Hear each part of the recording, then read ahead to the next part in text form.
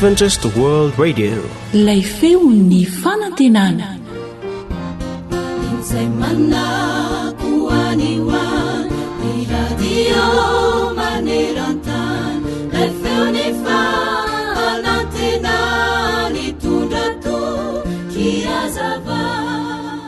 Ono aho mialohan'ny anaovanao zavatra ray, movenao mba efa nieritreritra izay mety ho vokany, mety ho nenina ve sa soa ihany ny vokatry ny zavatra ataonao?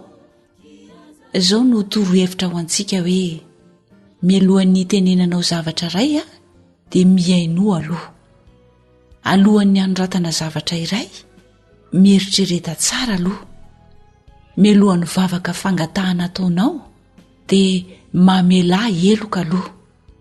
Alohan'ny anaovanao zavatra tsy mety amin'ny hafa dia mipetraha aloha amin'ny toerany.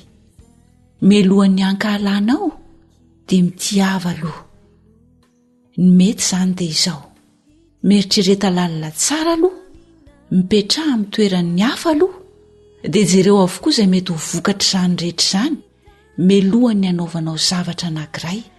Ary ny farany nefa ny lehibe indrindra dia aza adino ny mivavaka mialohan'ny anaovanao izany, ary ataovy toy ny an'Andriamanitra ny zavatra rehetra. Raha misy manao azy ho mpivavaka nefa tsy mahame ny vavany fa mamitaka ny fony, dia zava-poana ny fivavahan'izany olona izany. Izao ny fivavahana madio sady tsy misy loto eo anatrehan'Andriamanitra ray: ny mamanga ny kamboty sy ny mpitondra tena amin'ny fahoriany sy ny miaro ny tena tsy hisy pentipentina avy amin'izao tontolo izao. Jakoba 1:20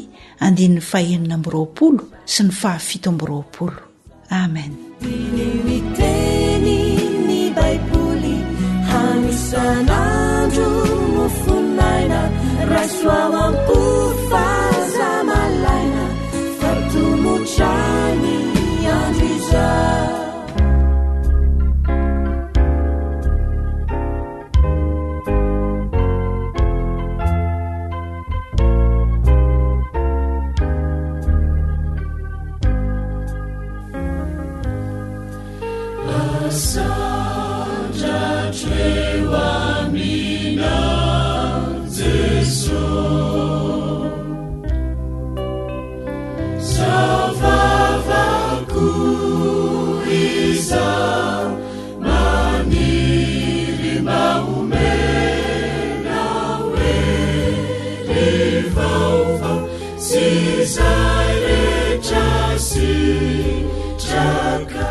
Groupe La Voix des Archanges.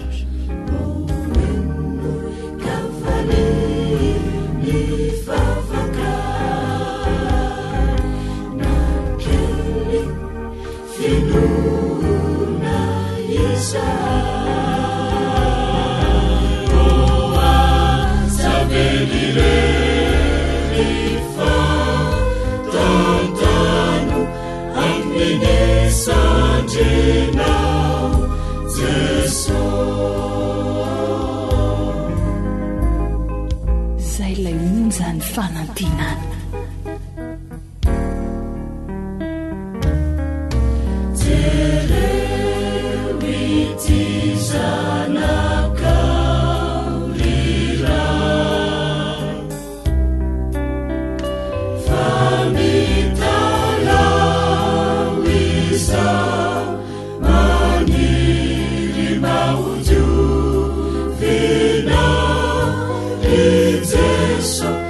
Aminu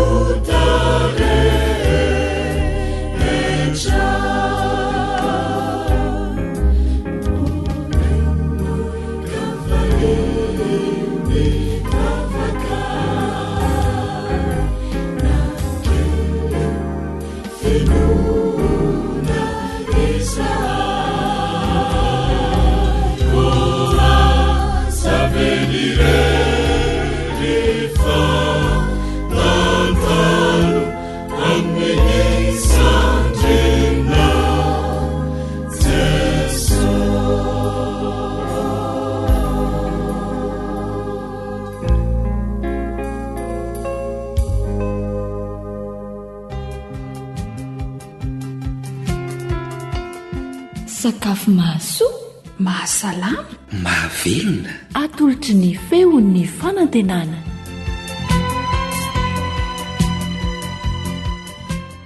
Manasa antsika ampifaliana indray ny feon'ny fanantenana hanaraka izao fandaharana ara-tsakafo izao. Fomba fikarakarana lasopy saonjo no arosonay ho anao amin'ity anio ity. Lasopy saonjo.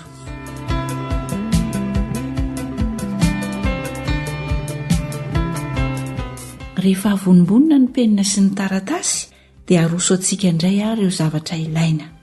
Tsotra ny zavatra ilaina: saonjo ramandady anankiray, menaka mandry na dobera roa sotro, tongolo be anankiroa, voatabia na tomaty singany 3, sira sy zava-manitra na sakay arak'izay habetsany tiantsika. Ho antsika mihinana hena dia azontsika tao ny manampy izany lasopy izany amin'ny hena fefakilao na koa asiantsika henan'akoho tsy maninona. Averintsika indray izany ny zavatra ilaina: saonjo ramandady anankiray, hena fefakilao eo raha mety aminao izany, azontsika soloina henan'akoho na trondro ihany koa izany, menaka mandry 2 sotro, tongolo be anankiroa, voatabia singany 3, sira sy zava-manitra ary sakay raha ohatra ka tiantsika ihany koa izany. Ireo no zavatra ilaina.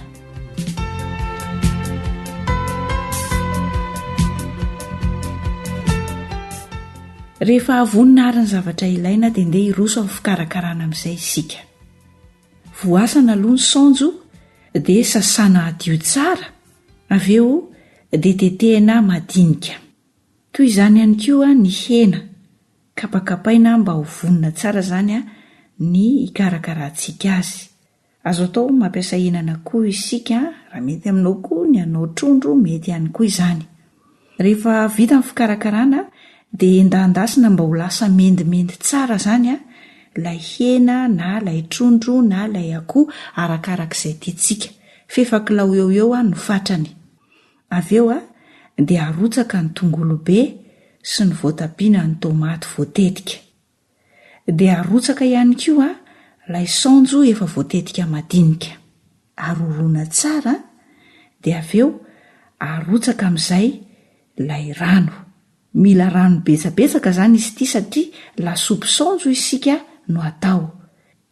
Dia asiana sira, asiana ireo zava-manitra arak'izay tiantsika. Dia avela iketriketrika eo. Aza adino anefa mangaroharo azy fa sao dia lasa miraikitra indray ilay lasopy. Mila afangaroharo matetika izany izy ity mba tsy hampiraikitra azy. Ho antsika moa izay anisy sakay an'ity sakafo ity ary aloha izany iny dia efa arotsaka. Dia avy eo tanehana mandritra ny 5-20 minitra any hoany farafahakeliny mba ho masaka dia vonina ny lasopy saonjo.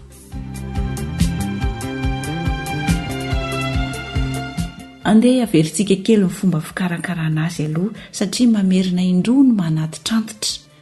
Lasopy saonjo, vonina ny fitaovana rehetra, ny zavatra ilaina rehetra dia hiroso amin'ny fikarakarana isika. Voasana ny saonjo, sasana madio tsara, tetehana madinika. Toy izany ihany koa, didididina ny hena na ny henomby raha mihinana henomby isika, azontsika atao koa ny mampiasa henan'akoho na trondro. Tetehana izany iny dia avy eo endasina mba ho mendimendy tsara aloha. Izay vao arotsantsika ny tongolo be voatetika, ny voatabia na ny tomaty efa voatetika voasasa madio daholo avokoa ireny rehetra ireny dia arotsaka ihany koa ny saonjo. Raha mampiasa sakay moa isika dia azontsika asiana sakay kely ireny sakay fanendy ireny ao anatin'ilay lasopy. Dia asiana rano be amin'izay. Mila rano betsabetsaka ho isika ny saonjo mba hahatonga azy ho lasa lasopy izany. Dia asiana sira, avela iketriketrika eo izy. Nefa aza adino mangaroharo azy fa sao dia lasa miraikitra indray ilay lasopintsika. Tanehana eo mba ho masaka mandritra ny 5-20 minitra. Aorin'izay dia efa vonina ny lasopintsika.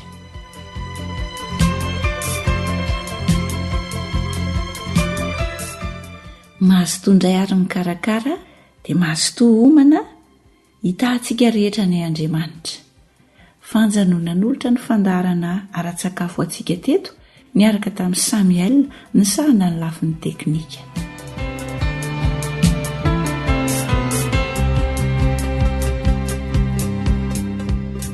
You are listening to Adventist World Radio, the voice of hope. AWR manolotra ho anao. Feon'ny fonantena.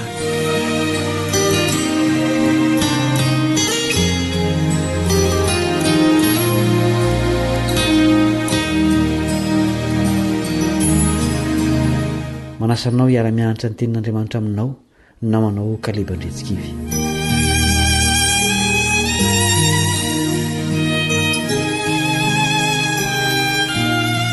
Na dia tsy nankatoy ny tenin'Andriamanitra azy Adama, dia tsy tanteraka taminy teony eo ilay didi-pitsarana taminy hoe ho faty tokoa ianao. Genesis 2:7. 7,700 taona tatoerina vao maty izy, izany hoe tamin'izay fotoan'izay vao tanteraka ny tenin'Andriamanitra. Anahoana tokoa moa ny fiainana raha izay manota dia maty avy hatrany? Angamba tsy hisy olona ho velona intsony eto amin'ity planety ity. Noho ny fahasoavan'Andriamanitra dia omeny fotoana isika hialana amin'ny fahotana. Androm-pahasoavana no hiantsona n'izany fanalavam-potoana omen'Andriamanitra izany. Mbola samy mirireo anatin'izany ny olombelona rehetra eto an-tany. Hotadiavintsika avy amin'ny soratra masina ny valin'ireto fanontaniana reto. Roviana no hifarana izany androm-pahasoavana izany, ary ina no hitsanga amin'izay fotoan'izay. Andeha isika hivavaka alohan'izany.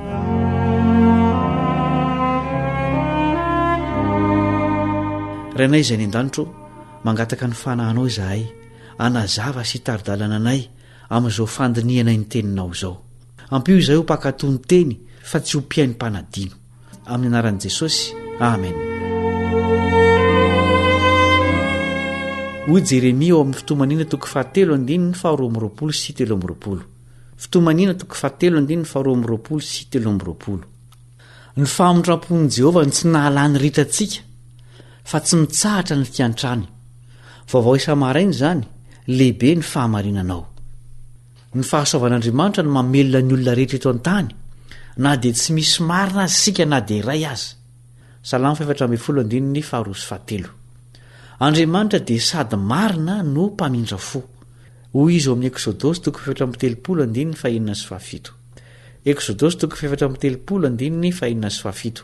Ary Jehovah nandalo teo anatrehany ka niantso hoe: Jehovah, Jehovah, Andriamanitra mamindra fo sy miantra, mahari-po sady be famindram-po sy fahamarinana, mitahiry famindram-po ho an'ny olona arivo mandimby, mamela heloka sy fahadisoana ary fahotana, kanefa tsy mety manamarina ny meloka, fa mamaly ny heloky ny ray amin'ny zanaka sy ny zafy, hatramin'ny zafy afy sy ny zafin-dohalika. Sady mpamela heloka Andriamanitra, izay le hoe mamindra fo sy miantra, nefa koa marina sady mpitsara izao tontolo izao.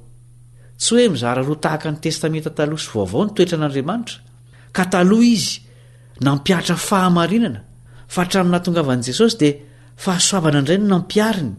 Tsia, hatramin'ny voalohany ka hatramin'ny farany dia sady marina no mpamindra fo Andriamanitra. Nisy toe-javatra atao amin'ny testamenta taloha izay nampiaran'Andriamanitra ny didi-pitsarana rehefa nanota ny olona. Raha raisitsika nefa ohatra Sodoma sy Gomora sy ny safidrano dia tena nisy famindram-po nomena ny olona tao talohan'ny fitsarana nataon'Andriamanitra. Izany famindram-po sy fahamarinana izany dia midika fotoana lava azahoana miverina sy miala amin'ny fahotana. Hatramin'izao aloha dia mbola milomano anatin'izany fahasoavana izany sika rehetra. Tantarain'ny mpitoroteny ny ataon'ny ankamaroan'ny olona mandritra izany fotoana izany. Mpitoroteny 9:12 Mpitoroteny 9:12 Saingy sy tanterahana vetivety ny fahamalinan'ny ratsy atao, dia izany no ikirizan'ny fon'ny zanak'olombelona amin'ny fanaovany ratsy. Eny, fa na dia manao ratsy injato aza ny mpanota ka ela velona ihany, dia fantatry kosa fa isoa ho an'izay matahotra an'Andriamanitra, dia izay matahotra eo anatrehany. Na tsy ary faty antoka koa ny zanak'Israely tamin'ny fanompoana an'Andriamanitra izay toa tsy nahazahoan'izy ireo soa. andovakitsika malakitoko fahatelo andiny fahatelo ambe folo ka hatramin'ny fahadimy ambe folo malakitoko fahatelo andiny fahatelo ambe folo ka hatramin'ny fahadimy ambe folo ny teninareo dia mahery mamely ahy ho Jehova nefa hoy ianareo inona ny resakay nentinay namely anao tamin'ny nanaovanareo hoe zava-poana ny manompo an'Andriamanitra ary inona moa ny soa efa azo tamin'ny fitandremantsika izay nasain'ny tandremana sy tamin'ny nandehanantsika ny tafilamba fisaonana teo anatrehan'i Jehova tompony maro ary ankehitriny sika dia mideran'ny preare hoe sambatra eny voorina tsara izay nanao ratsy sady efa nakafana an'Andriamanitra izy nefa afa nandositra ihany indraindray tokoa isika rehefa mahita sy mandry ny toe-javatra ratsy eto amin'ity tany ity dia tametra-panontaniana hoe aiza Andriamanitra nahoana no avelany hitranga ny toe-javatra tahaka izao aradrariny izany fanontaniana izany satria fantatsika fa Andriamanitra tsy tiany mampahory antsika izy fitomanina toko fahatelo andininy fahatelo amby telopolo efa nivaliany Jesosy ao amin'ny fanoharana momba ny mpamafy izany fanontaniana izany zao nolazainy amin'ny hafarany tsara sy ny ratsy eto an-tany Matteo toko fahatelo amby folo andininy fahatelopolo Matteo toko fahatelo amby folo andininy fahatelopolo aoka hiara-maniry ihany izy roroa ambara-piavin'ny fararano ary amin'ny fararano dia holazaiko amin'ny mpijinja hoe angony aloha ny tsy parifary ka ataovy amboarany mba hodorana fa ny vary dia taomy ho any an-tsopotro hoariny Jesosy amin'ny fararano eo amin'ny fambolena ny fitsaran'izao tontolo izao mandra-pahatonga an'izany dia hiara-monina ny ratsy sy ny tsara fa marirana songadiny tenin'Andriamanitra ray manontolo mihitsy nefa ny fitsarana farany ao aorian'ny fahataperan'ny androm-pahasoavana lavabe mpitoroteny toko faharoa amby folo andininy fahatelo amby folo sy efatra amby folo mpitoroteny toko faharoa amby folo andininy fahatelo amby folo sy efatra amby folo ary rehefa reza any rehetra izany dia izao ny farany teny Andriamanitra no atahory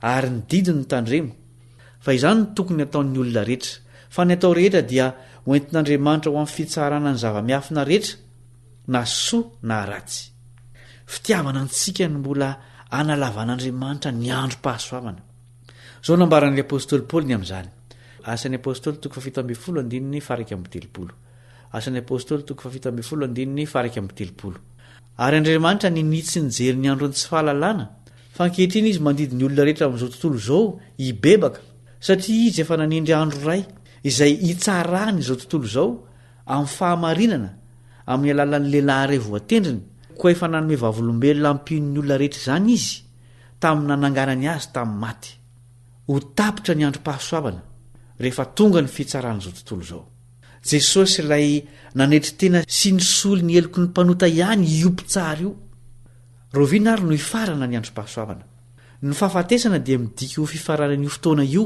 ho an'ny tsirairay mazava mantsy ny ambaran'ny baiboly momba ny maty pitoroteny toko fahasivy andininy fadimy sy fahenina pitoroteny toko fahasivy andininy fadimy sy fahenina fa fantatra ny velona fa ho faty izy fa ny maty kosa tsy mba mahalala na inona na inona ary tsy manana valim-pitintsony izy fa adino ny fahatserovana azy na ny fitiavany na ny fankalany na ny fialonany dia samy efa levona ela sady tsy manana anjara intsony mandrakizay amin'izay atao aty ambanin'ny masoandro izy tsy mahalala na inona na inona ny maty tsy manana fihetsem-po faniriana fanapahan-kevitra tsy afaka mandinika arak'izany dia tsy mifanaraka amin'ny tenin'Andriamanitra koa ny vavaka ataony velona mba hiovan'ny maty tsy ny fahafatesana nefa no andraisana ny valiny natao mbola toromaso ihany ny fahafatesana izay hiafarahantsika rehetra mbola hatsangana ny maty rehetra hoy Jesosy amin'ny Jaona toko fahadimy andininy fahavalo amby roapolo sy sivy amby roapolo Jaona toko fahadimy andininy fahavalo amby roapolo sy sivy amby roapolo aza gaga amin'izany fa avy ny andro izay andrenesan'ny olona rehetra any am-pasana ny feony dia hivoaka izy izay nanao tsara dia ho any amin'ny fitsanganana ho fiainana fa izay nanao ratsy kosa dia ho any amin'ny fitsanganana ho fahameloana amin'ny fotoana io no andraisan'ny olona rehetra ny valinasany dia na fiainana mandrakizay na fahafatesana mandrakizay rovina kosa no hifarana ny androm-pahasoavana ho an'ny olona rehetra andovaka itsika ny apokalipsy toko fahinina folo andininy voalohany apokalipsy toko fahinina folo andininy voalohany ary nareo feo mahery avy to amin'ny tempoly aho nanao tamin'ny anjely fito hoe mandehana aidino amin'ny tany ny ao amin'ny lovy fito feno ny fahateziran'Andriamanitra fantatra amin'ny hoe loza fito farany reto loza avy amin'Andriamanitra reto tsy mba loza toy ny fahita amin'izao fotoana izao izy ireo fa hafa mihitsy satria ny tany manontolo no ho tratrany ny fanombohan'ireo loza ireo no mariky ny fiafaran'ny androm-pahasoavana ho an'ny olombelona rehetra tapitra eo ny fotoana azo ny alana tamin'ny ratsy sy ny fidianana ny tsara efa manomboka mandray ny valiny nataony olona rehetra amin'io fotoana io ny vaovao mahafaly anefa dia tsy ny olona rehetra no ho tratran'ireo loza ireo hoy ny andinin'ny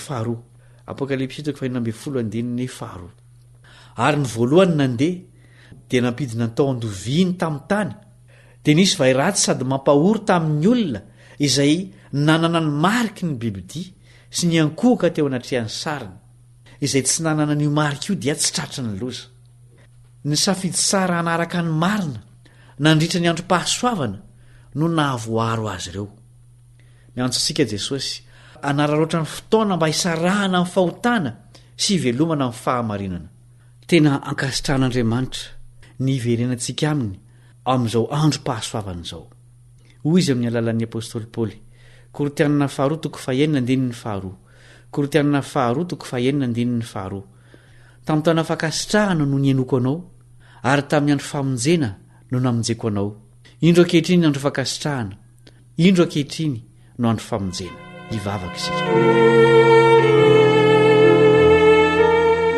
rainay izay ny an-danitro misaotra noho ny androm-pahasoavana lavainao azahoanay miverina aminao ampio izahay anararoatra ny fotoana omenao anay mba hiavanana aminao sy hanarenanay ny tsy mety tamin'ny lasa ampio koa izay tsy ankohaka afa-tsy aminao mba ho isan'ireo voaro amin'ny andro farany tehirizo amin'ny fahatokinanao izahay eo ampiandrasana ny iverenan'i Jesosy eny amin'ny raony lanitra amin'ny anarany no angatahanay izany vavaka izany amen.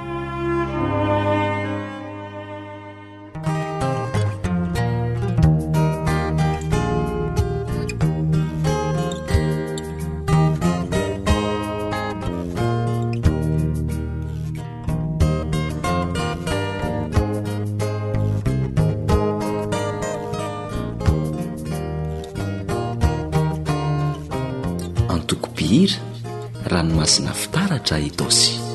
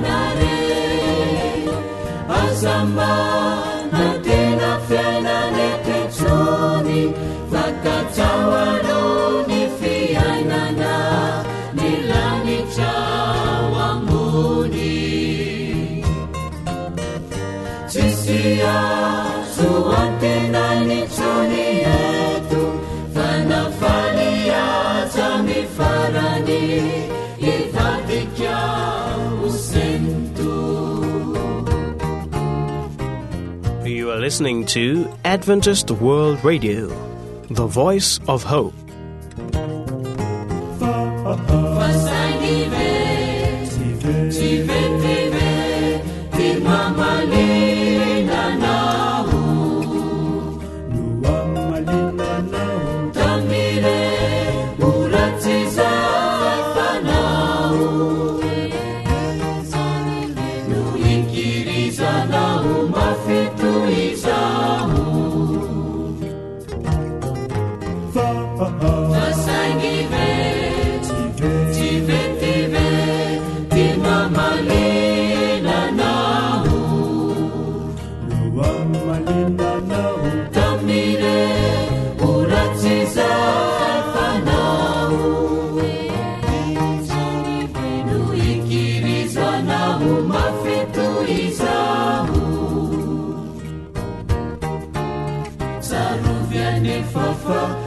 sarainanao na tsy zahoaniwiza tsy ozakanao mivalininakao ratoizanao iza antso jeso mawavotrao anao tenizao mora andropa soavana izao azamba mangatakandro ny feon'ny fanantenana telefôny 034 06 797 62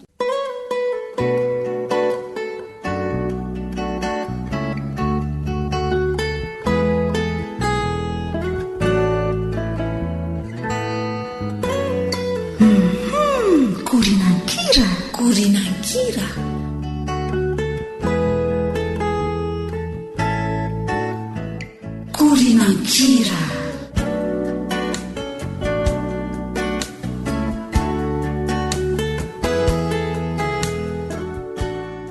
ny onjam-peon'ny feon'ny fanantenana no manolotra ireto korinankira ho anao ireto dia ankafizo ary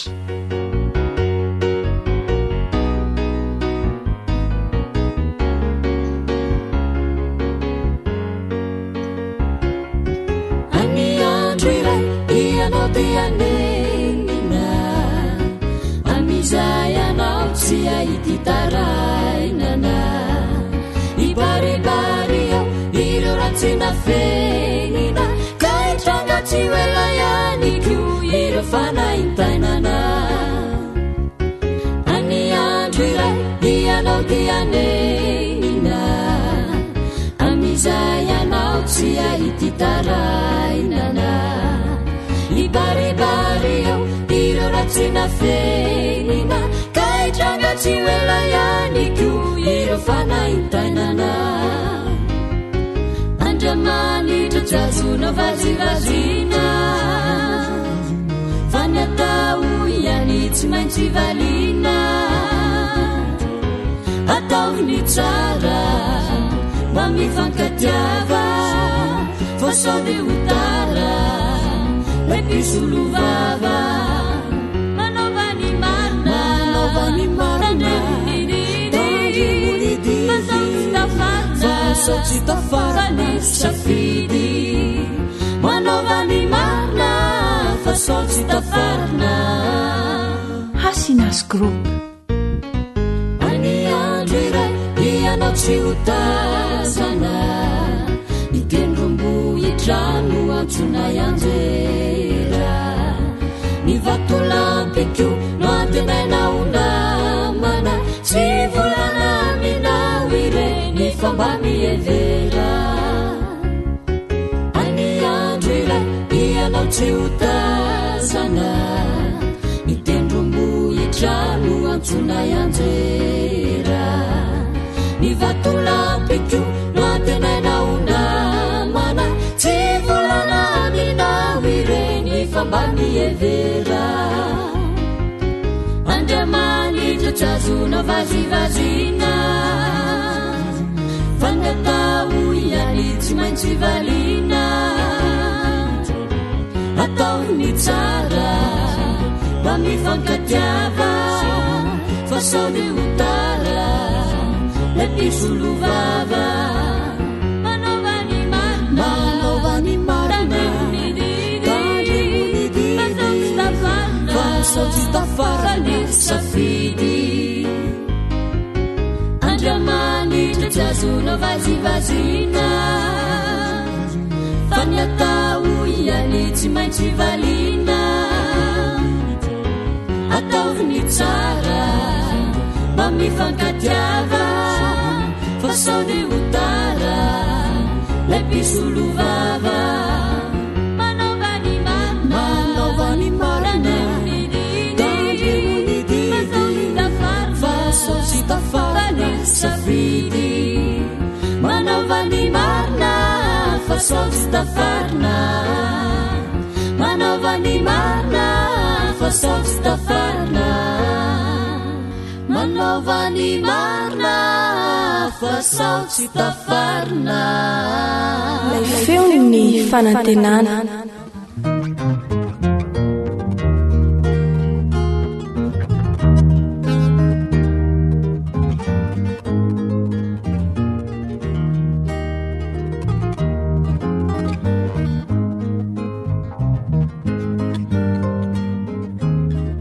antokopihira ranomasina fitaratra itosy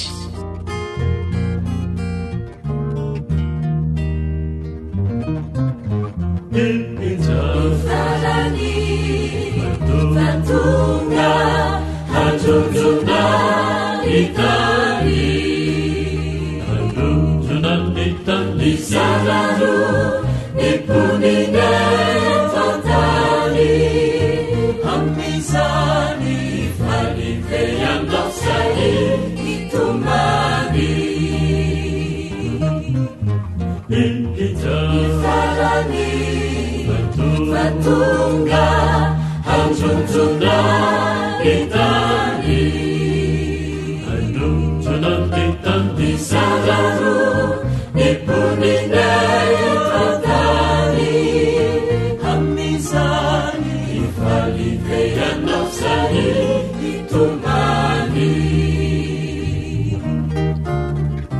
fanitumpane ngenilazawe wavifanyanaue sausanaci tampukamina ni umanafonare azama natena fianametritsuni fakatsawaruri frianana ilanisha ambumbi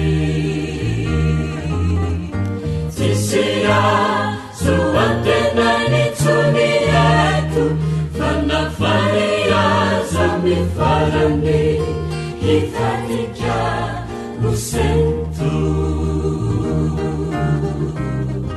radio adventiste maneran-tany lay feony fanantenana fasangive tive timamalinanau tamire uratsizanau eizanive nurikirizanau mafiturizau fasangive tive timamalinanau tamire uratsizanau eizanive nurikirizanau mafiturizau tsaruvianefafa utsaranyana natsizawaniwiza tsiusakana ivaliminata ratuizanawiza antsuteso bawawucauanau fenizaumbola anjupa suavana isau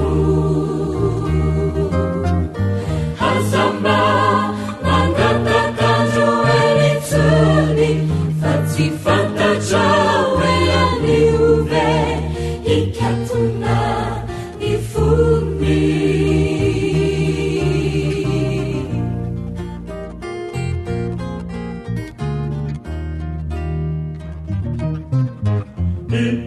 ifarani vatunga hajonjona itani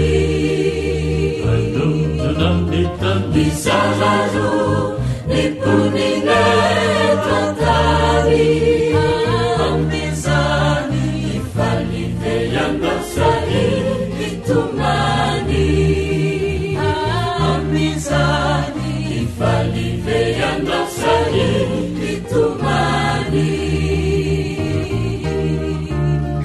ifalianeyanafati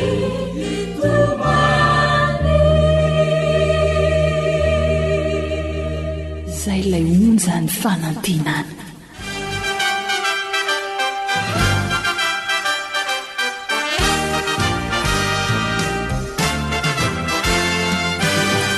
Korinankira iza mitsika no tsy mahalala andro faran'izao hoe ny zava-miseho tsy mampisalasala fa milaza minao hoe mosary sy orohorotany ady lava tsy misy fiafarany ireny rehetra ireny manambaro fiafarany tantara hanitry Kristy iza mitsika no tsy mahalala andro faran'izao hoe ny zava-miseho tsy mampisalasala fa milaza minao hoe mosary sy orohorotany ady lava tsy misy fiafarany ireny rehetra ireny manambaro fiafarany tantara ka ino narino tokony atao eye andro faran'izao hoe tinio ny soratra masina ianaro aza tao atsiramina fa sambatry zay mamaky arikio amiaino ka mitandry sady mitandriny zay voambarany horisakaiza rehetra miaino izao ira izao hoe maheritrereto arikio saintsaino andro faran'izao hoe ilauziatreny adalana mifoaza arikio amitsangana azavarina mfiainaneto antany eo ny afarany andeko isika itora amin'ny afeye andro faran'izao hoe ilaza sy ampalala itaonazireo ao ambala rao avy ny andro iaviany lay zanakondry isika ifary satrivo avonjy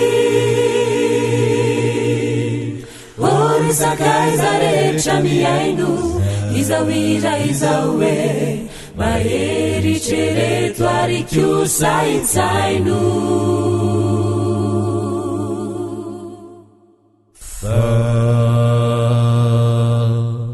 andro faran'izao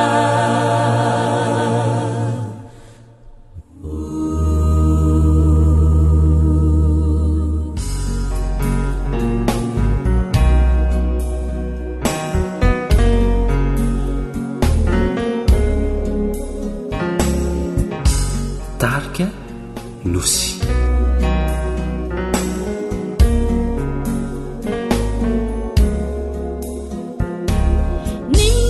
ninonino natao niasantsika retrety hasaramba fantatrao fa oentino tsarainary filibana yainanao nandavanao ny tompoty moefanosainiinao ray andro isy valiny oentino tsarainy anao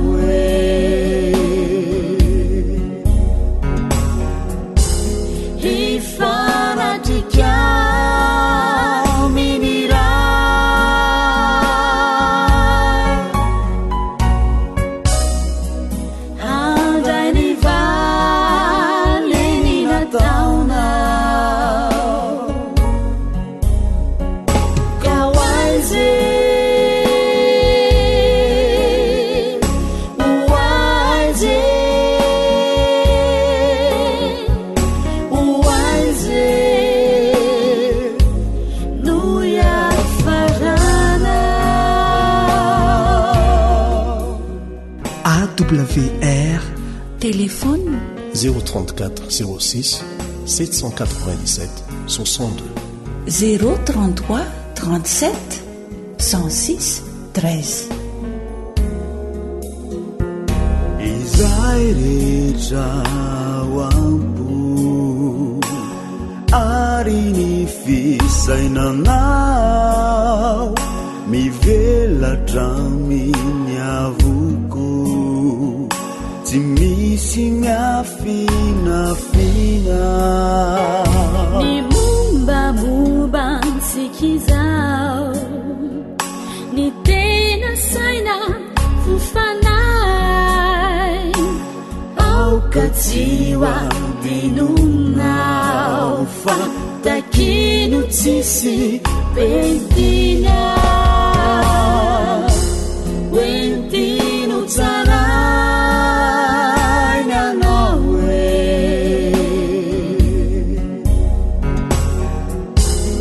ifanatika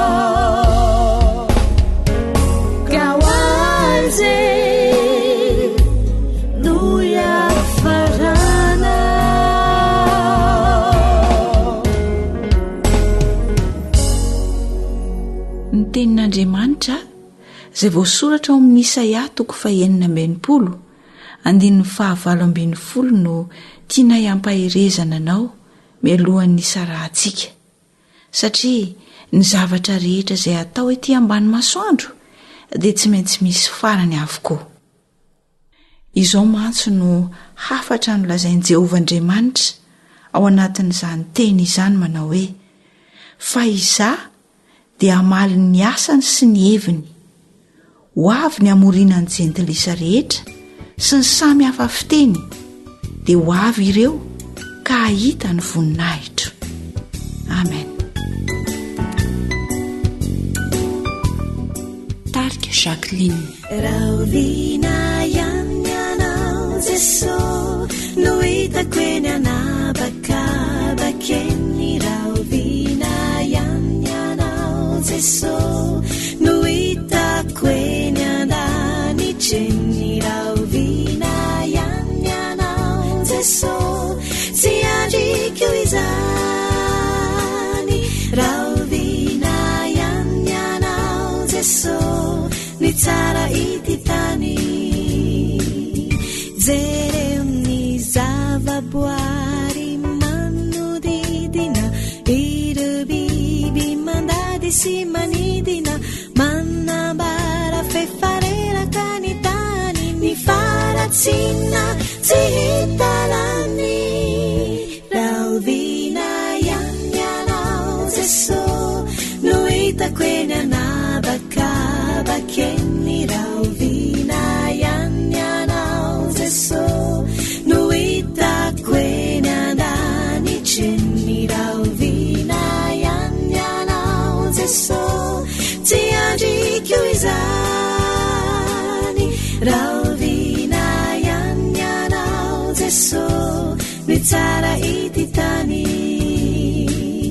Ireo mahantra indreo mahantratrany, ny anjara tandrifiny tsy hita ihany. Ny lainga fafy totsy tsara fono ny aretina mahazo lasa mamono raha ovina ihany anao Jeso no hitako eny anabakabakeny raha ovina ihany anao Jeso no hitako eny andanitseny raha ovina ihany anao Jeso tsy andriko izany raha ovina ihany anao Jeso ny tsara ity tany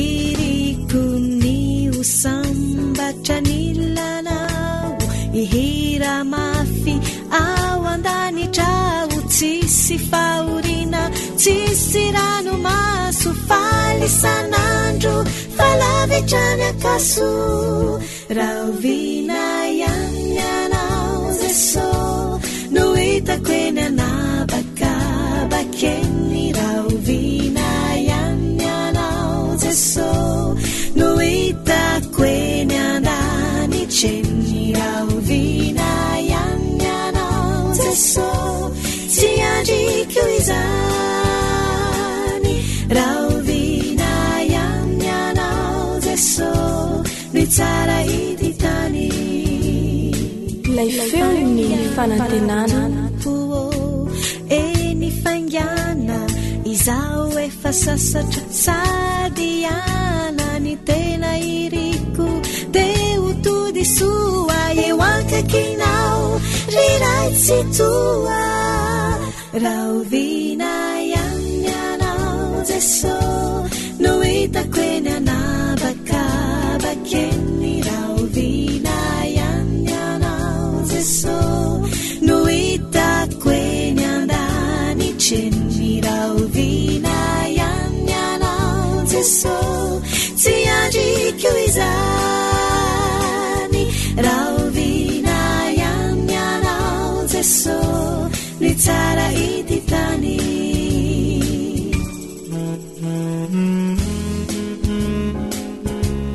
no hitako eny anabakabakeny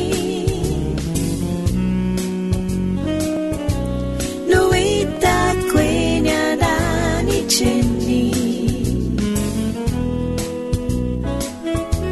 tsy andriko izany raha ovina ihany anao Jeso ny tsara ity tany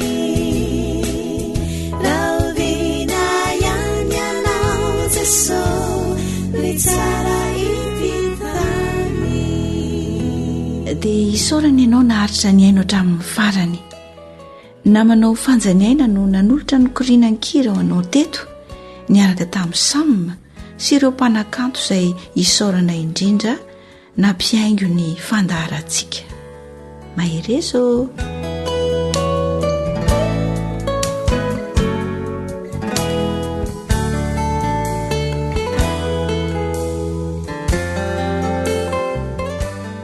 akoatra ny fiainoana amin'ny alalan'ni podcast dia azonao atao ny miaino ny fandaran'ny awr sampana teny malagasy amin'ny alalan'ni facebook isanandro amin'ity pejy ity awr feon'ny fanantenana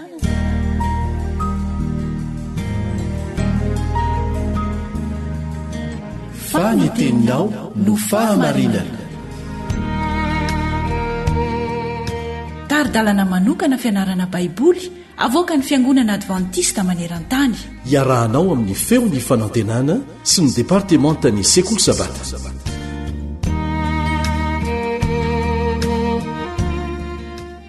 misaotra an'andriamanitra isika fa tafahoaneto indray amin'ny alalan'ity onjapeo ny feon'ny fanantenana ity na ny radio advantista iraisam-pirenena sampana teny malagasy miaraka aminao eto ny mpiaramianatra ny tenin'andriamanitra aminao Elion Andriamitanso.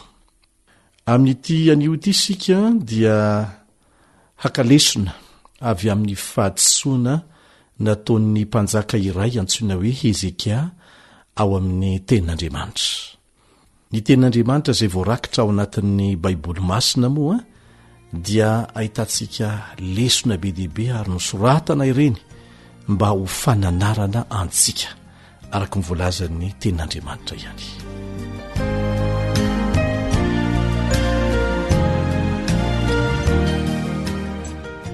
manasanao ary hamaky izay voalaza amin'ny tantara faharoa toko fa 2:30 ka ny andininy fa 5:20. tantara faharoa toko fa 2:30 ka ny andininy fa 5:20. fa Ezekia tsy mba namaly arak'izay soa efa natao taminy, fa niavonavona ny fony dia niara ny fahatezerana izy mba amin'ny Joda sy Jerosalema. dia impita avy hatrany ery amin'ny andininy fa 1:30 isika, nefa noho ny amin'ny irak'ireo mpanapaka tany Babilôna izay naniraka tany aminy mba anontany amin'ny zava-mahagaga natao teo amin'ny tany, dia nilaozan'Andriamanitra izy mba izany toetra azy alalany izay rehetra ao ampony. dia ovakitsika koa izay voalaza amin'ny Isaia toko fa 7:30 ampazava amintsika izay tiana ho ampitaina. Isaia toko fa 7:30 ka ny andininy voalohany ka hatramin'ny fahaenina. andininy voalohany ka hatramin'ny fahaenina dia raisika koa ny andininy faha-20. zao voalaza ao: narahiny Ezekia sy ny nanalavan'Andriamanitra ny androny ary ny fiderana nataony tamin'izany. Tamin'izany andro zany dia narary saika maty Ezekia, ary Isaia mpaminany zanaky Amoza nakao aminy ka nilaza taminy hoe: zao nolazainy Jehova, hafaro ny ankonanao fa ho faty ianao fa tsy ho velona. Dia nitodika anakany amin'ny rindrina Ezekia ka nivavaka tamin'i Jehova, nanao hoe: Jehova, enganeka ho tsarovanao ny nandehanako teo anatrehinao tamin'ny fahamarinana sy tamin'ny foko rehetra, ary nanaovako izay tsara eo masonao. Dia nitomany mafy dia mafy izy. Dia tonga tamin'ny Isaia ny tenin'i Jehova nanao hoe: mandehana ka lazao amin'ny Ezekia hoe: zao nolazainy Jehova, Andriamanitry Davida rainao, efa noenoko ny fitarainanao ary efa hitako ny ranomasonao. Indro ampiko 10 taona ny andronao, sady amonjy anao sy ity tanàna ity amin'ny tanany mpanjaka ny Asiria aho, ary aro ity tanàna ity aho. 20 Jehova efa vonona ny namonjy ahy, ka dia hitendry ny lokangako ao an-tranon'i Jehova izahay amin'ny andro rehetra iainanay. dia jerentsika koa toko fa 7:30 andiny voalohany ka hatramin'ny fahaefatra. Isaia toko fa 7:30 andiny voalohany ka hatramin'ny fahaefatra. Ny nandraisany Ezekia nihiraky ny mpanjaka amin'ny Babilôna sy ny teny lazainy Isaia noho izany. Tamin'izany andro zany no nampitondrain'ny Merodaka Baladana, zanaky Baladana mpanjaka amin'ny Babilôna, taratasy sy fanomezana ho an'i Ezekia, fa efa reny fa narary izy ka sitrana. Ary dia faly Ezekia noho izany ka nampiseho azy ny trano fitehirizany zava-tsoa, volafotsy sy volamena sy zava-manitra ary menaka tsara, sy trano fitehirizana ny fiadiany rehetra mba amin'izay rehetra tao amin'ny firaketany. Tsy nisy zavatra tsy nasehon'i Ezekia azy na nytao an-tranony natao amin'ny fanjakany rehetra. Dia nakany amin'ny Ezekia mpanjaka ny mpaminany ka nanao taminy hoe: ahoana no lazain'ireo olona ireo, ary avitaizany ny aviany ankaty aminao. Ary hoy Ezekia: nakaty amiko avy tany an-tany lavitra izy dia avy tany Babilôna. Dia hoy izy: ka inona avy nefa no hitany tato an-tranonao? Ary hoy Ezekia: zay rehetra an-tranoko dia efa hitany avokoa, tsy nisy zavatra tsy nasehoko azy ny ao amin'ny firaketako rehetra. Inona ny lesona raisitsika avy amin'izany? Nitantarantsika amin'ny Baiboly fa narary mafy ny mpanjaka Ezekia, kanefa nosotran'Andriamanitra rehefa nifona taminy. Dia naniry andre ny fomba nahasitranany ireo mpitarika Babilôniana namangy azy. Tsy nitantarany amin'ny fomba nahasitrana azy anefa Ezekia. Tsy mba nararotiny ny nijoro vavolombelona tamin'ireto olona tsy malala ny Andriamaniny reto, ny amin'ny fomba nanasitranan'Andriamanitra azy, izay mety ho nanokatra ny fonareo ambasadory liana ireo ho amin'ny fahafantarana ilay Andriamanitra marina. Mahavariana ny fahasamihafana hitantsika eo amin'ny fankasitrana nataony Ezekia tamin'Andriamanitra rehefa sitrana izy, mandrakizay no hidirako anao sy ny sisa. Hitantsika izany eo amin'ny toko fa 7:30. Kanefa raha vao mivadika eo amin'ny toko fa 7:30 dia ohatrany tsy nisy zany rehetrarehetra zany. Eny, mora manadino ny soa nataon'Andriamanitra amintsika tokoa isika. Voalaza eo amin'ny tantara faharoa toko fa 2:30 andiny fa 1:30, fa nilozan'andriamanitra Ezekia mpanjaka mba izany toetra azy. Tena manandanja ny fitsidiana nataonyreto Babilonianina tao amin'ny tokantranony reto, satria fotoana lehibe tokony nararotony zany mba hijoroany vavolombelona mikasika ny amin'ilay Andriamanitra zay nanasitrana azy. Ary zany raha teo nge no atondiany reto Babilonianina reto hoe ny ahafantatra hoe ahoana na tonga na ho sitrana. Tsy nangataka tamin'Andriamanitra Ezekia mpanjaka mba hanampy azy ho vavolombelona endry. Tsy manangataka torohevitra tamin'ny mpaminan'i Jehovah kory izy na tamin'ireo mpisorona. Rehefa lasa ireo vahiny nitsidika ny tao an-tranony dia nanontany azy ny mpaminany hoe inona no hitany tao an-tranonao? Dia ny fitanisanan'ireo fananana be dehibe, ny fitaovam-piadiana sy ny sisa izay nasehony an'ireo olona ireo no niteneniny. Mety ho tratra ny toe-javatra nahazo any Ezekia koa isika. Rehefa marary mafy, sahirana mafy, dia mipopopo mitady fiononana, mitady fanampiana sy fanasitranana avy amin'Andriamanitra. Dia Andriamanitra fitiavana mamaly ny vavaka ataotsika, mamerina milaony ny zavatra rehetra zay veritsika. Kanefa indrisy ohatra ny tsy nisy zany rehetra zany fotoana foimonja aorian'izay. Aoka akalesona avy amin'ny tantarany Ezekia isika.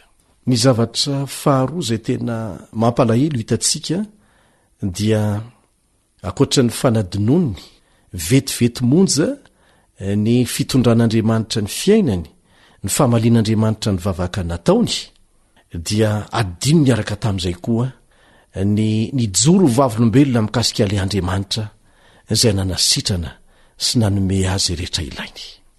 Ry mpiara-mianatra amiko, rehefa misy olona tonga ao atokantranotsika ao dia tsy tongatonga ho azy, fa navelan'Andriamanitra ho tonga ao izy ireny mba hanehoany ny voninahiny amin'ny alalantsika. Ahitan'ireny olona reny ny fiainan'ny mpanaradian'i Kristy. Zany mazava-dehibe ny famangina tsirairay ataon'ny olona tonga ao an-tranontsika ao, satria fotoana fanararotany zany anehoana ny vokatry ny fametrahanao an' Jesosy ho ivo ny tokantranonao. Vitsy anange ny olona miditra ao an-tranonao no manomboka ny resaka amin'ny zavatra ara-panahy, satria vahiny tsy malalan'izany izy ireny dia tokony hararotona zany ny fomba izarana ny vaovao mahafaly ny famonjena nataon'ny Tompo teo amin'ny fiainanao rehefa misy mitsidika ny tokantranonao, saingy mila atao ampitiavana sy amin'ny fahendrena zany. Azo atao koa no mizara boky kely na trakta ohatra ho an'ireo olona mitsidika ny tokantranontsika. Fa tsy sanatria anao tahaka ny Ezekia, ny ampideradera ny fananana materialy sy ny zava-tsy ho vitany zay indray nataony, fa tsy mba nilazainy hoe avy amin'i Jehovah ireo. Rehefa avy nanasitrana izy no nanasitrana rehefa nifona taminy sy nangataka taminy aho, dia ireo ny zavatra nomeny aho. Tsotra tahaka n'izany, azo atao tsara mijoro vavolombelona tahaka n'izany, fa izy indray nirehare nampiseho ny fananany tahaka ny tsy nisy Andriamanitra nanome an'izany.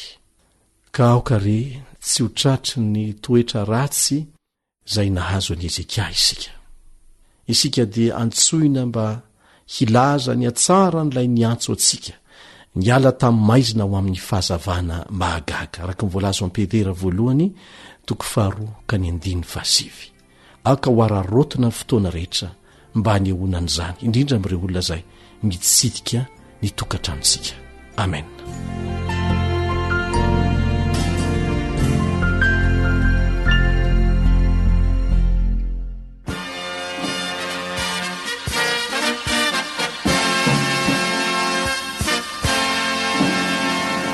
Adventist World Radio, The Voice of Hope. Isaorana ianao mpiaino, nanjohitra amin'ny farany fandaharany radio feon'ny fanantenana, na tamin'ny alalan'ny onjapeo FM, na tamin'ny alalan'ny internet, na ny podcast. Mandra-peonindray ary.